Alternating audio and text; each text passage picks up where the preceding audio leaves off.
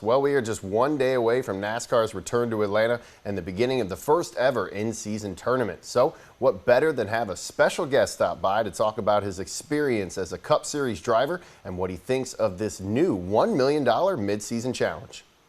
We have Ross Chastain here with us today. How are you doing today, Ross? I'm good. Glad to be doing this interview inside. A little warm outside. Peak watermelon season here in South Georgia. I know, you gotta love it, right? Hopefully you'll be smashing one this weekend. We got a great race at Echo Park Speedway, formerly Atlanta Motor Speedway. First time ever. It's the in-season tournament. So what's your initial reaction when you first heard about this in-season tournament?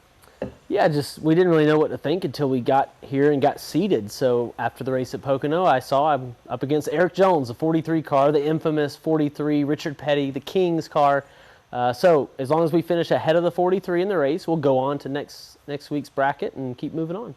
When they first announced it, did you make any changes? No, we can't try any harder, man. It's not like, even if I see the 43 car right in front of me or beside me at the end of the race, I'm pushing the gas as hard as I can. So for our Wendy's Chevy, the 43 car is really the least of my worries. It's all the other cars put together.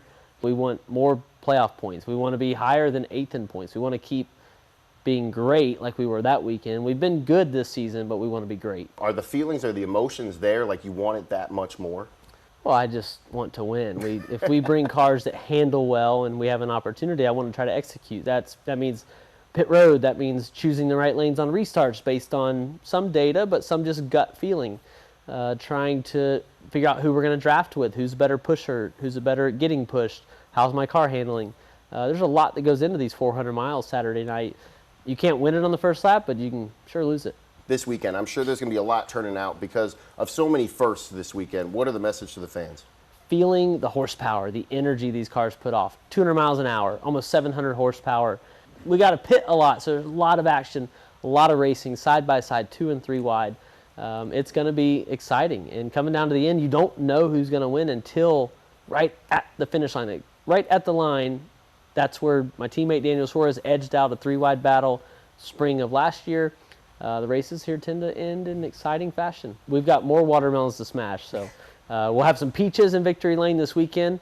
Part of the new Echo Park sponsorship of the racetrack and the naming rights, they're a dealership. So they're giving away a Chevy pickup truck to the winner and a motorcycle and a bunch of fresh Georgia peaches. So I went over to Southern Bell Farms east of the Speedway earlier today. Got to pick the peaches that are going to be in Victory Lane. Whether I win or not, I at least got to pick them. And somebody's going to be eating some sweet Georgia peaches after the race. Well, I got the Melon Man to sign my melon here ahead of the race. That should be a good time. He's got his autograph right there, of course. And, of course, we'll all enjoy the watermelon here in watermelon season ahead of the race. Ross tells me there'll also be what he calls a swear jar for anyone who calls the newly branded Motor Speedway by its former name, with proceeds going to a good cause. I'll have part 2 of this interview for you tonight right here on 41 NBC News at 11.